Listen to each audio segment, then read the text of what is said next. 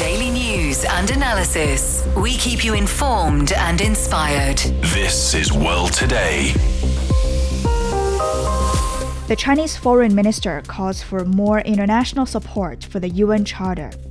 Japanese parliament passes a bill to establish a National Intelligence Council. And southern China power demand hits a record high ahead of the summer peak.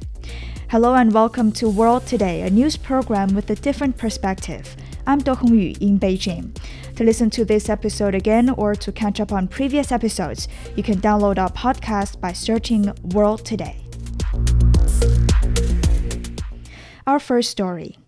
Chinese Foreign Minister Wang Yi has called on the international community to increase its support for the United Nations Charter at a time of global geopolitical and economic uncertainty.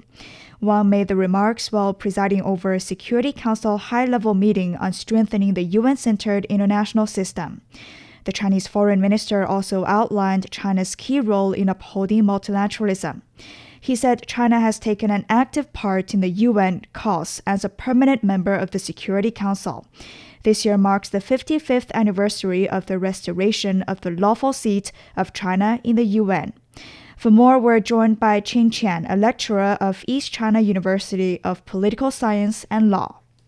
Thank you for joining us, Dr. Qin. Chinese Foreign Minister Wang Yi called on the international community to take action to uphold, revitalize, and strengthen the United Nations. First of all, why is this message particularly important right now? I think because, unfortunately, the UN system has been weakened, so power competition has become a major issue today. For example, the Security Council was designed to manage conflict, but today, many major crises, for example, Iran, Ukraine, Gaza, Yemen, and involve one or even more of P5 members who have the veto power. So it is obviously difficult to have any collective action when major powers are divided and become even a party of the conflict. Wang Yi's emphasis on upholding, revitalizing, and strengthening the UN is therefore not just diplomatic slogan. It is actually a warning that if states bypass the UN framework, the world may return to power politics and bloc politics, just as what we saw during the Cold War. In addition, the UN is dealing with serious financial pressure, including delayed or unpaid contributions, while humanitarian needs are rising. So last year, the Secretary General Antonio Guterres stated that our organization is increasingly asked to do more with less. However, as you can imagine, this is not reasonable, at least not sustainable. And what kinds of reforms or changes might be needed to strengthen the UN-centered international system and to preserve multilateral cooperation? I would say that there are too many reforms needed. As you might know, Antonio Guterres has launched the UN 80 initiative. This initiative is organized around three major areas. The first is improving efficiency across all the UN system agencies. The second is reviewing how UN mandates are implemented. And the third is to consider structural and programmatic realignment across the organization. For example, merging some agencies like UNFPA and UN Women. In addition to the UN 18 initiative, I think development must return to the center of multilateralism. Development is a basic human right for all people. Many developing countries feel that the international system today talks a lot about rules, security. They are obviously important, but not enough about inequality, debt crisis, technology gap, food security, even poverty, and many other issues. So to support all these reforms, reliable financing mechanism is the fundamental thing. Member states need to fulfill their financial duties fully and basically timely. In fact, I think the UN financial regulations and rules need to be revised because this is also a widely discussed issue. That the rule requiring unspent regular budget resources to be credited back to member states is quite questionable today because the UN may have to return the money they did not receive on time. So unpaid funding lead to delays on implementation of the program, and delays create underspending. So the money are not spent, but the underspending leads to money paid back to member states, like the United States. So that could be a really problematic thing. So after all, I would say the political will of all member states, particularly major powers, are also important, and the Global South should also have more representation. But it is obviously difficult in today's political circumstances to have a consensus on that issue. And during the Security Council meeting, Wang Yi warned against double standards and said major powers should lead by example in following international law. Now, for the current international system, how dangerous are the double standards and the erosion of respect for international law? I think all states, no matter large and small, should be bound by the same rules, which is a basic principle of international law. So Antonio Guterres also warned that the world is facing the highest number of conflicts since the UN was founded, which was during the World War II. And double standards actually damage the legitimacy of international law. If some violations are condemned, while some other violations are ignored because of geopolitical alignment, and then international law begins to look like just a political instrument rather than a common and single standard. In fact, some delegates already asked at the UN Security Council, why should we follow the international law if the big powers can simply bypass the rules? Therefore, double standards encourage unilateralism because when states lose confidence in multilateral mechanisms, such as the United Nations, they may rely more on military pressure, sanctions, or bloc politics that can make conflicts harder to contain and easier to escalate. After the UN, the UN cannot solve these problems. And what can UN do? UN just become useless. So many developing countries already think that international rules are sometimes enforced more strictly against small countries. And if big powers just bypass the rule and small countries are not believing it, it could be very dangerous for today's international system. Then regarding the war in Iran, Wang Yi said China has been working to de-escalate the conflict, and he called for the advancement of negotiations between the United States and Iran. How would you assess China's role in conflict mediation and global governance? China has become more willing to present itself not only as an economic actor, but also as a diplomatic actor and sometimes leader, maybe in crisis management. In the Iran case you mentioned, China's message is consistent with China's broader preference, which is ceasefire first, diplomacy over military actions, and respect for sovereignty and respect for humanitarian law. So do not harm the civilian infrastructure, and eventually negotiation. Any settlement should eventually through negotiation. And these principles also apply to other crises, in Ukraine, in Gaza, in Red Sea. Notwithstanding, the real test is whether China can actually move from general diplomatic statements to a more concrete contribution, such as supporting ceasefire guarantees, humanitarian arrangements, and maybe a China-centered negotiation frameworks. We can see some cases, but they will require further actions. But now efforts to end the war against Iran are in doubt, with the U.S. launching strikes on Iranian targets near the Strait of Hormuz. And now the Middle East situations are quite confusing. What can the UN do for a possibly earlier peace deal to end the war?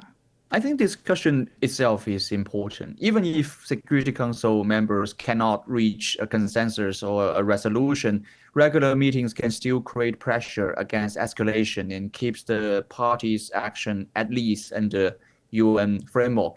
And also the UN might help create a monitoring and verification mechanism for example, on nuclear issues or on humanitarian issues.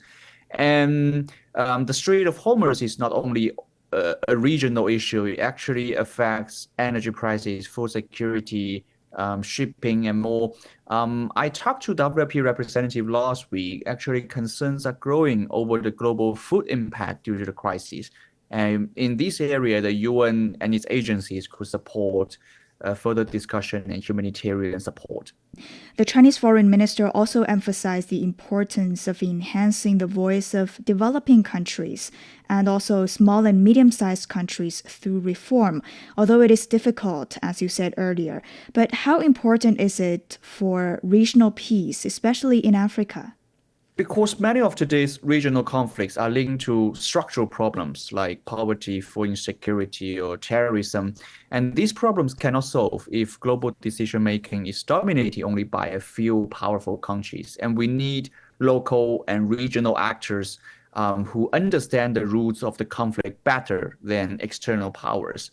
Also, you mentioned Africa. Many Security Council agenda items concern African conflicts, but Africa only has 3 seats on the Security Council. Europe has less countries number, but more seats. This creates a legitimacy gap that the region most affected by many council decisions not have enough voice in shaping those decisions. So I think peace cannot be designed only from New York. It requires regional knowledge and local ownership. And what kind of reform is needed to enhance the voices of developing countries?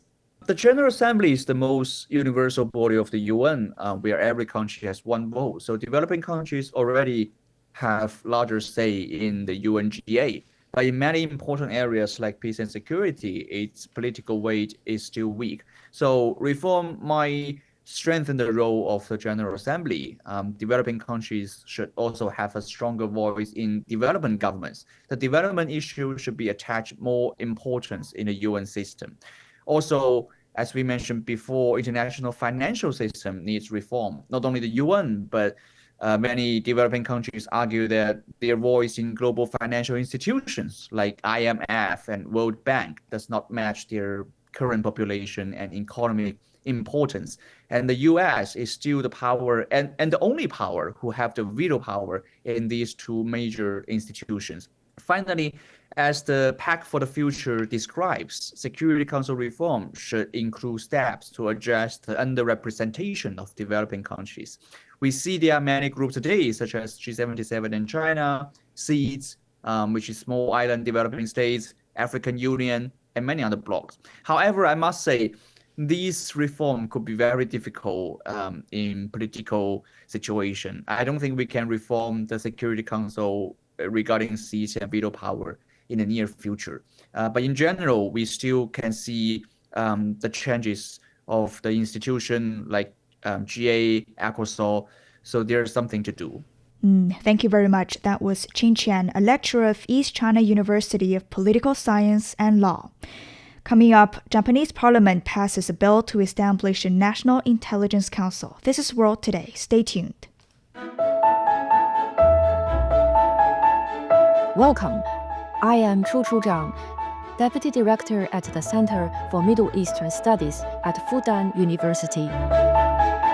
On the World Today program, we will dive beyond the headlines to uncover the stories, trends, and impacts that connect states across the globe. Join me on World Today.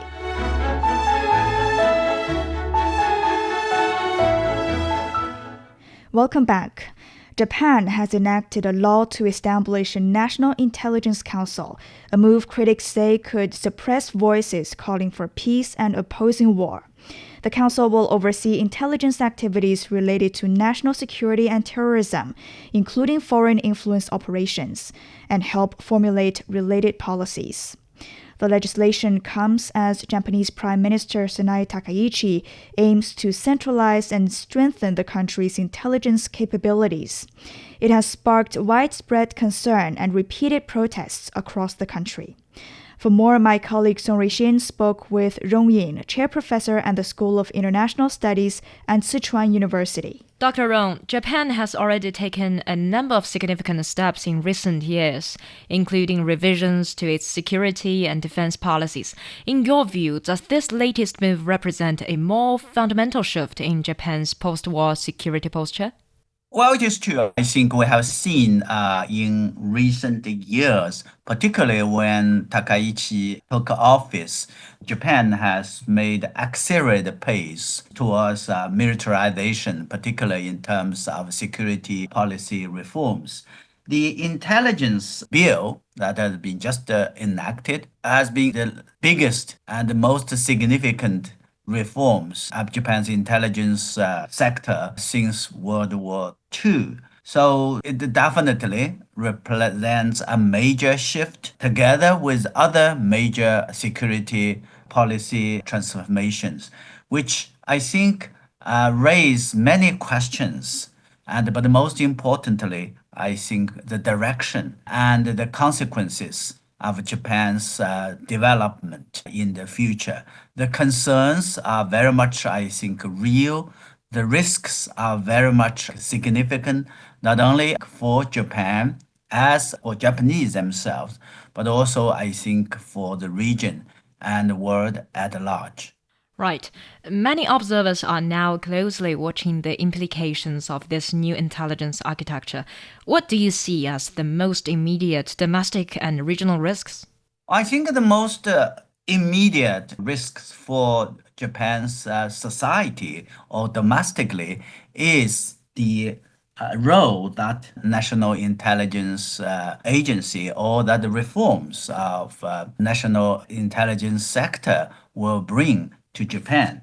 As we know that back before the World War II, we call it pre-war times, Japan has a very notorious security system. They call them special higher police, in Japanese, tokoko.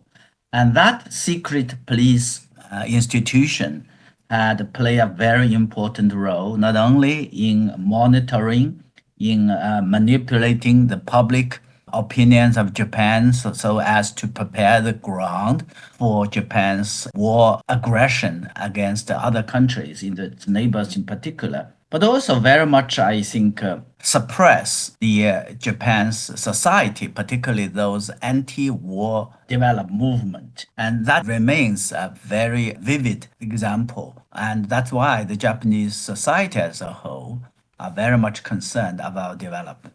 And as for the international or regional implications, I think, of course, Japan's close neighbors like China, Korea, and others also understood that the risks of that Japan's intelligence institutions like that. And that is also very much meant to support in the past, during the World War time, that to support its military adventure. And as we know, I think in the wake of the enactation of that National Intelligence Bill, there are plans that first and foremost, of course, it would implement that bill to set up a National Intelligence Council, National Intelligence Bureau. But there are also other follow-up steps. First and foremost, we're talking about the legislation of so-called anti-espionage law. And secondly, they're also talking about establish international agency to gather overseas intelligence. So all these developments raise a great concern of the regional countries and the world at large about the future, not only the future, the direction of Japan, but the role of Japan's newly established National Intelligence Agency going to play for Japan's remilitarization or new militarism. At the same time, like you've mentioned, Dr. Rong, there also appears to be a considerable debate within Japan itself. And what are the main concerns among domestic critics regarding this new intelligence framework? It is true. I think we have seen during the debates, and also I think the press, media, and others I think the major concerns, as I said, is the role that intelligence institution is going to play in terms of the suppression or the role in terms of the public freedom and press freedom and so on and so forth. And the other concern is the oversight issues because that national intelligence council is going to be chaired by Prime Minister herself, which raise a question of the oversight issues.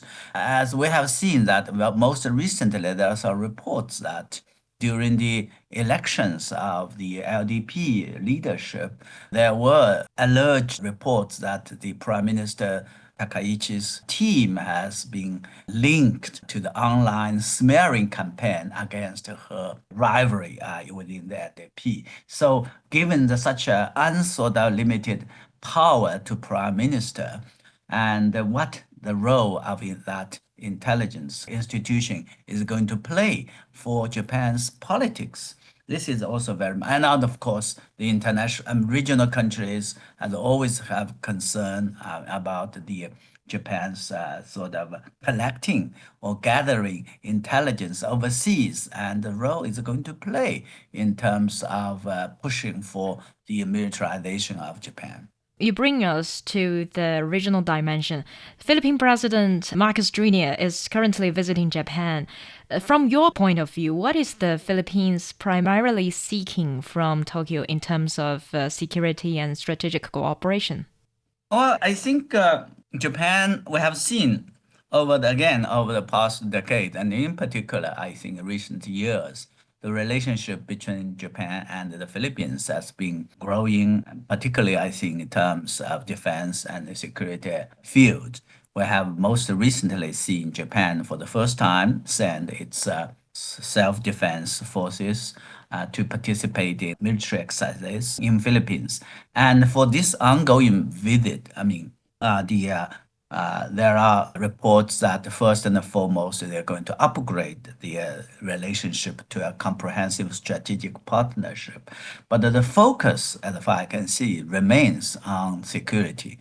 And there are also reports that Japan and Philippines are going to sign a kind of agreement they call the General Military Information Exchange Agreement, with which I think Japan were going to share intelligence with Philippines. And Japan has already have a similar agreement with the United States and the Philippines too with the United States. So if that genosmia is reached, then we're going to have a trilateral intelligence sharing between the two sides, which I think definitely going to raise serious concerns and I think tensions for the so intelligence sharing definitely is an issue, and the security and defense cooperation the other. And the last but not least, of course, I think the fact that Japan and the United States they would like to use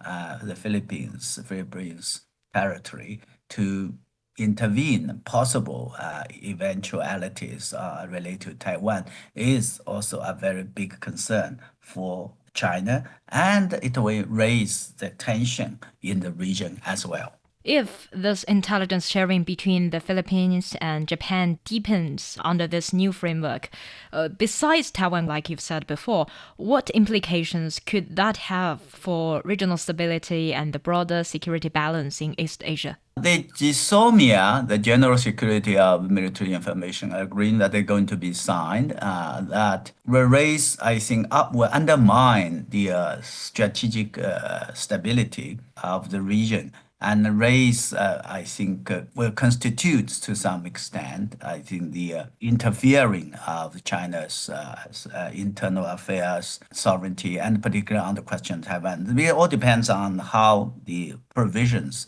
will be going. But that development, all in all, is a very concerning one. And I think Chinese side, as far as I can see, will take necessary steps to guard against this development to safeguard its interest. And I will only hope that Japan and the Philippines will take Chinese interest and concerns in a very serious way. That was Rong Ying, Chair Professor at the School of International Studies at Sichuan University. More to come. Southern China power demand hits a record high ahead of the summer peak.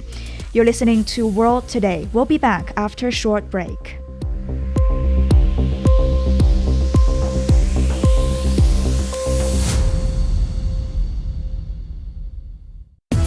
Hello, my name is Alessandro Golombiewski Teixeira. I'm a professor of public policy and management at Tsinghua University in Beijing. I am a great listener of The World Today. In my opinion, The World Today is one of the best China radio programs. In The World Today, we can get the best news and analysis in what is happening now in the world. So please come to join us. You're listening to World Today with me, Do Hongyu, in Beijing. China's southern power grid has recorded a historic surge in electricity demand nearly a month earlier than usual, as hot weather drives up air conditioning use across the region. Electricity load on the network reached 259 million kilowatts this Monday night, 0.7% higher than the previous record. The company says this is the earliest annual peak load recorded in recent years, breaking the pattern that demand peaks typically occurred in June or July. China's southern power grid operates across 5 provincial-level regions, including Guangdong, Guangxi, Yunnan, Guizhou, and Hainan. For more on this, we're joined by Yao Shujie, Cheung Kong Professor of Economics at Chongqing University. Thank you for joining us, Professor. A historic electricity load nearly a month earlier than usual. What does this tell us about the changing relationship between climate patterns and energy demand in China? There is a very strong positive relationship between the weather and also the demand for electricity in China. Particularly, the weather have changing to be hotter and hotter by year.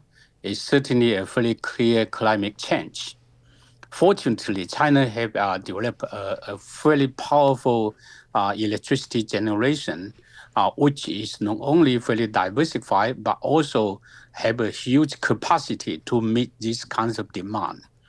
Remember that not too long ago, China had to turn off the electricity supply to manufacturers in order to cope of the demand. Nowadays, I think the national grid, especially the southern grid, is now tolerating this some sort of big jump in the peak demand of electricity in the hot weather. This year, the hot weather coming 1 month earlier, so that the demand moved ahead compared to the previous year. I think the system is coping very well, but there may be another concern to test the resilience and also to create more capacity to cope with this unexpected demand in an unexpected season. But this is a huge challenge for the Chinese national grid, the southern power grid as well. It is a fairly surprising situation, but I think the supplier, the national grid and the southern grid, has already fairly well prepared for this kind of situation. So I'm pleased that it doesn't have to switch off the electricity supply. It just created and added more supply to the power system. China expects peak national electricity demand to reach around 1.6 billion kilowatts this summer. That's about 90 million kilowatts higher than last year, which is equivalent to adding the entire power demand of Henan province, which is the third most populous province in China. So how can the country's power system prepare to handle that level of pressure? Yes, Henan province is the third largest province in terms of population. But for the outsiders, people may not fully understand how many people in Henan, which is roughly 100 million people in Henan province. And for China in a single month to create additional power demand for a population of 100 million people, it is actually a fairly strong increase by any standard, not only in China, but internationally. The demand for electricity is about 1/3 of the global electricity demand for the Chinese peak season, which is highly significant. Now, how we cope with this increase is because, as I just mentioned, the system is already well prepared. There's lots of electricity power capacity installed on a year-by-year basis. China is going to create about 4 billion, 4 billion, kilowatt, electricity generation capacity by the end of this month, which is highly tremendous. So there's a fairly strong testimony on the capacity, on the tolerance of the world's largest power generation and supply system at the moment. Now, renewable energy capacity in China has expanded rapidly in recent years.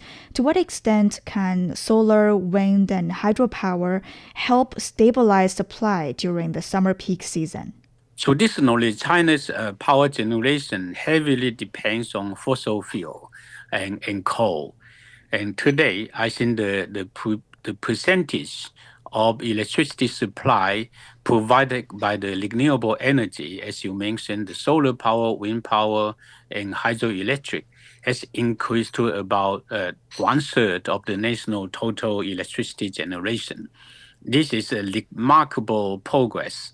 Without this increase in the renewable energy sector, I think the emission of carbon dioxide and also the change on the climate would be much heavier. So China is lucky enough to produce so much renewable energy. And in the future, I think this is going to play an ever important role in increasing the share of renewable energy in the total energy demand, especially in electricity generations.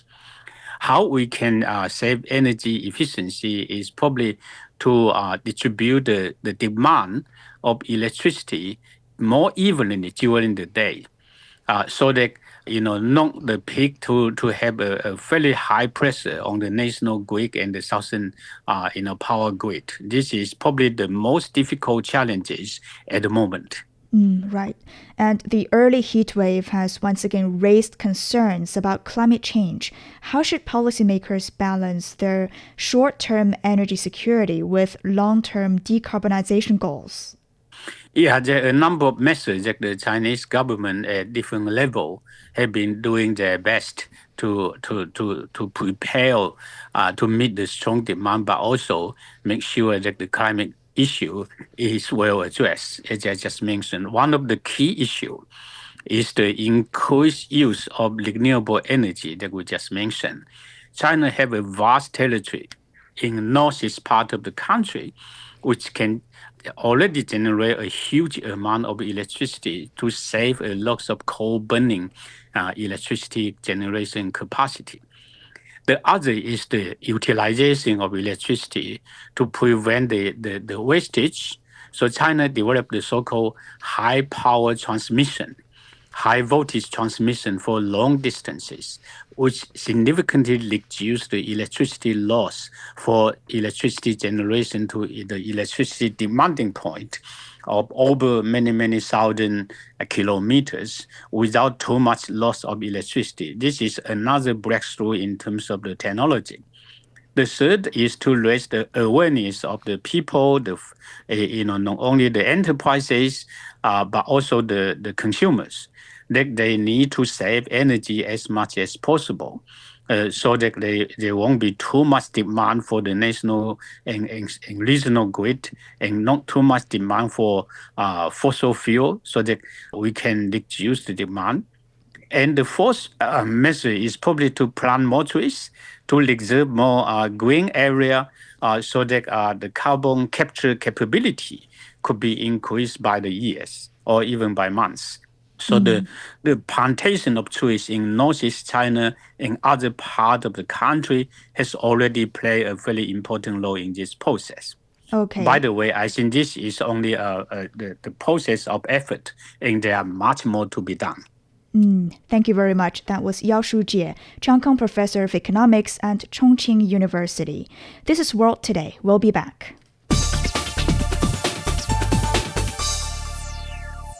China's humanoid robotics sector is entering a new phase.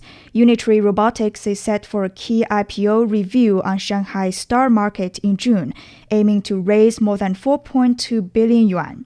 At the same time, China's elderly care robot market is projected to exceed 10 billion yuan this year.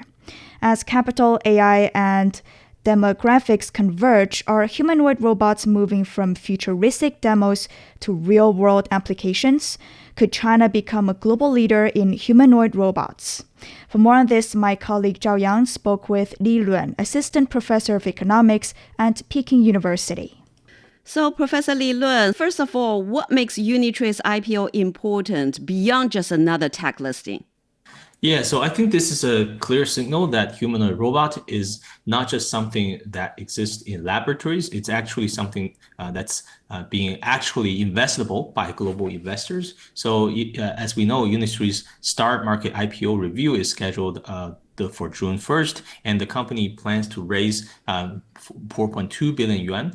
Mainly, they want to use this money for breakthroughs for their core technology and also developing AI models for their future intelligent robots. So I think this is marking a transition from a humanoid robot as a laboratory excitement to actually entering as a scaled commercialization product. And Unitree has already established its commercial base. So according to the disclosed figures, Unitree have reported close to 1.7 billion yuan in its 2025 revenue and more than 590 million yuan in adjusted net profit. So it's already a profitable company. And I think its IPO could create a benchmark for the sector and for investors as well, because Unitree is a leading humanoid robot company. And once it's publicly traded, the investors can compare other companies in the future versus Unitree in terms of revenue growth, margins, R&D intensity, and so on and so forth. So I think, more importantly, it also reflects a shift from large language models or AI in the cloud to humanoid robots or AI in the physical world. So I think this is also a very important moment in history as well. So what does it tell us about the current stage of China's humanoid robotics industry, and how close are they to practical deployment?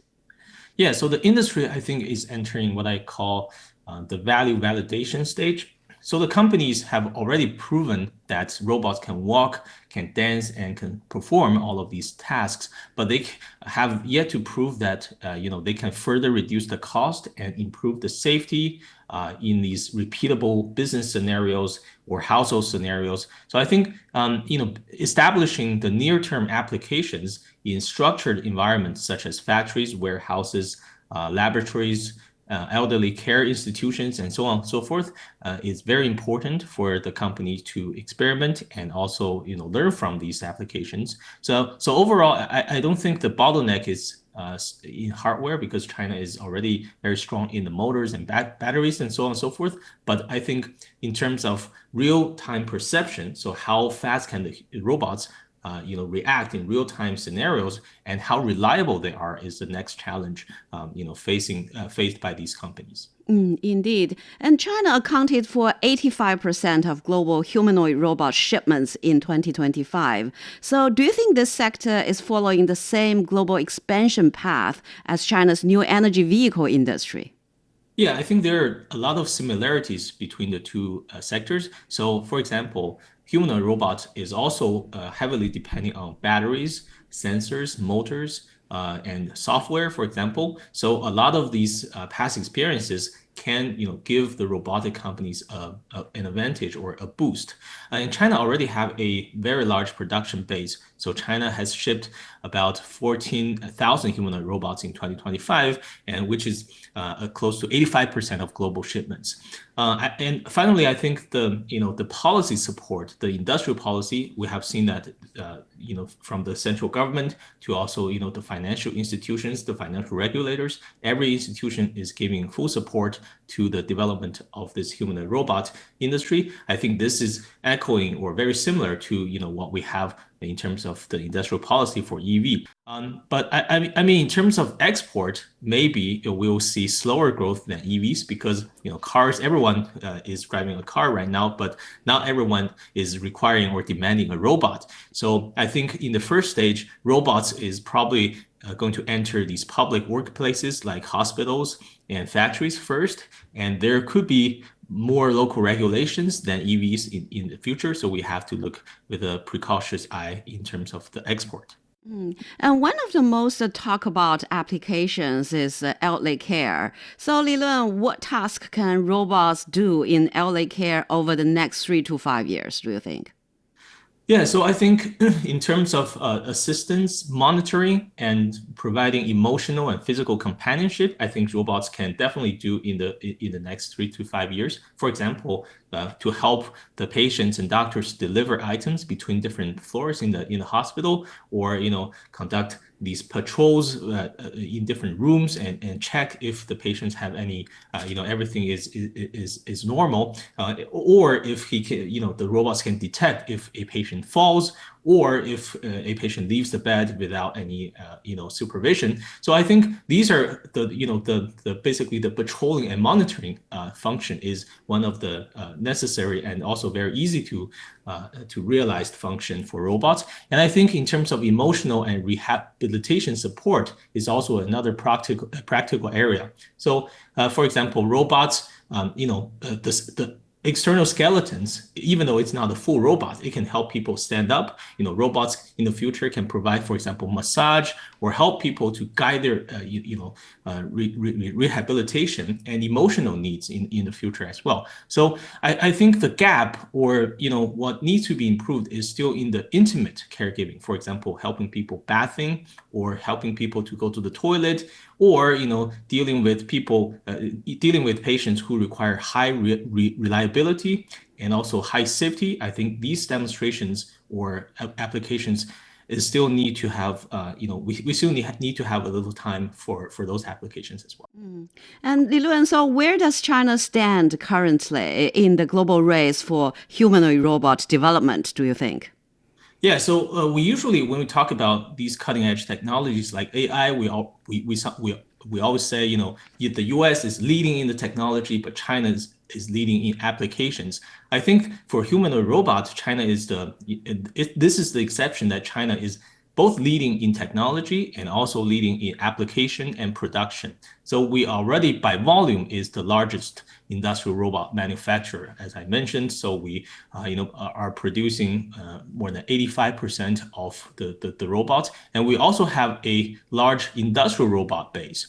So, for example, in 2024, we have installed close to 300,000 industrial robots. So our advantage in application and manufacturing strength and depth are going to continue in the future. But I still want to mention that the US still has strength in the frontier AI and chips and also fundamental research. So I think there is still some competition between China and the US in terms of the AI models, but in terms of the the hardware and also the deployment, the scale, China is already leading in the international competition. That was Li Lun, Assistant Professor of Economics at Peking University. This is World Today. Stay tuned.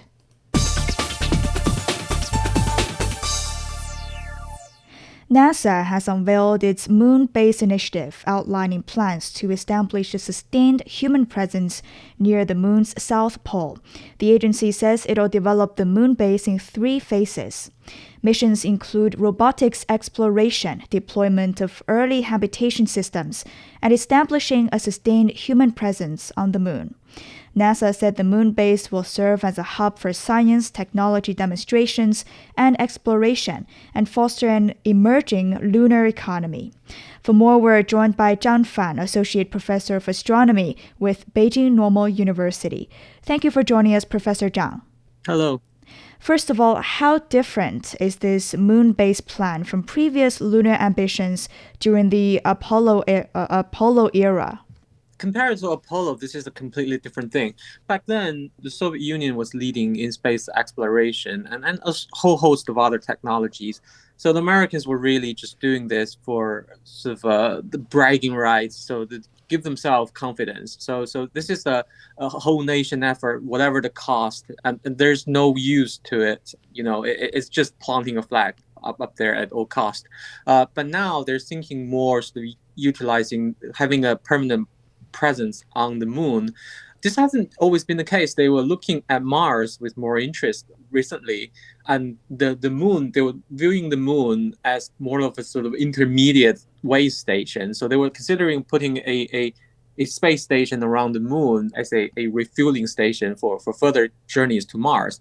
But they have, with the complete new plan that they just announced, they've given up on the station basically, and went down to the surface of the moon and made something basically very similar to the Chinese International Lunar Research Station.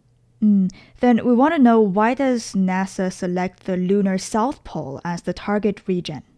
So two reasons. First of all, at the bottom of this very deep craters, especially near the South Pole region, when the sun is always at low angle. So the moon is almost vertical as compared to the surface on which the moon is orbiting the sun, which means the sun on the moon is always at very, very low angle. So it can't shine to the bottom of these craters. So if there's water that's been brought in by asteroids, they will stay there as water ice. So you can take that and get water out of it. So that's one reason. You want to stay close to that region. Another reason is because the sun is always low on the sky, it never quite goes down. So you always get a little bit of a solar power. So you can have a consistent solar power supply. So that's the reason why the polar regions are more interesting to sort of these permanent stations. The NASA project will begin with robotic exploration. It also aims for sustained human presence on the moon. So what are the challenges in moving from unmanned missions to long-term human habitation? The moon is very similar to outer space. It has very low gravity. It's almost vacuum. And so you have all the problems that you would experience from staying in sort of space stations for prolonged periods of time, bone loss, muscle atrophy. So the fact that the moon is further away means you don't want to go there and back that frequently, because that's expensive and dangerous. So you have this challenge of basically the same as staying on the space station for much longer. But there's also another problem, because in the space station, you're still in the Earth's magnetic field. The moon, it's too far away. It's basically outside of it. So you're not protected from the solar radiation, from the charged particles being emitted from the sun. So those things are quite harmful. And on the moon, you may need to go down underneath the terrain, sort of go into lava tubes or stuff like that, to be able to shield yourself from the solar high energy particles from the sun. So that's quite challenging. And then what kinds of scientific breakthroughs or experiments could become possible with a long-term lunar presence? So, for example, with the China's International Lunar Research Station, and since the American one is becoming really similar, so similar things could be done. So one of the things you could do is to do astronomy from the moon. So at the back of the moon, because the moon is always sort of one side of the moon is always facing Earth, the other side is always facing away. So if you put something on the backside, it will be shielded from all the noises, all the interference from human activities on Earth. And this is quite important. One thing is for example, ultraviolet astronomy, because Earth's ionosphere has this irradiation in sort of ultraviolet. So it's very bright, and it's a foreground noise. You can't really see anything from Earth.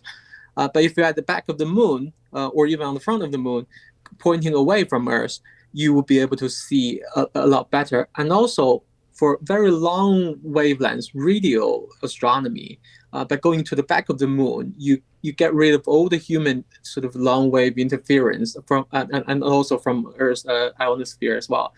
So that's a perfect place to do astronomy on the moon. Now, China is also advancing its lunar ambitions. So how does the direction of China's moon program differ from that of the United States? It used to be completely different. So China was looking to establish this research station, and the U.S. was doing the orbit gateway thing to replace the international sort of space station that will become decommissioned. But now they basically done almost a replica of the Chinese International Lunar Base Station. So the three phases it's very similar, and also a lot of the specific missions are becoming similar. So, for example, they're putting in a fission reactor, which is what China is doing. If you look at last year's Zhuhai air show, you can see the reactor. They're putting on hoppers. They're putting on sort of a satellite sort of constellation around the moon for communications and remote sensing, and that's exactly what China has been doing. So, yeah, it's becoming extremely similar, surprisingly. Mm-hmm. And then finally, within 1 minute, how could this growing global or international competition or cooperation shape the future of moon exploration? Right. So competition is always good in the sense that you get fundings, because you want to win.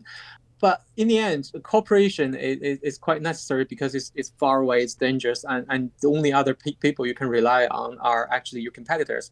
So in the end, you end up with this very similar to the economic relationship it's friendly. It's you have to cooperate and compete at the same time. Mm-hmm. Thank you very much. That was Zhang Fan, Associate Professor of Astronomy at the Beijing Normal University.